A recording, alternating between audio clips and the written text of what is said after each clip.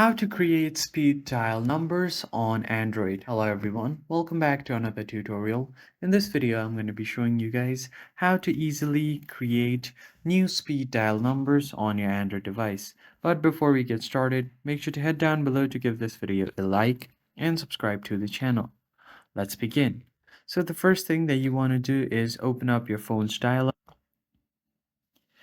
And once you get to your phone's dialer box, all you have to do now is get into your phone settings. Tap on the three dots.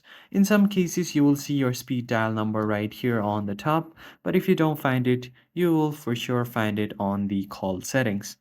So mine is right here on top. I'm just going to tap on it. Now, all you have to do is the first one is by default your voicemail. So if you want to add other numbers, sort of like on number 2 to 6, all of these numbers. So you just have to select your contact from here. Just choose your number. And as you can see, this will be your voicemail. Now, if you want to add another person, you just tap on the number right here and then select the number again, and as you can see it will be your second voicemail number or your speed dial number. So that's how you easily add speed dial numbers on your Android. If you found this video helpful, hit the like, share and subscribe button. I will see you guys on the next one.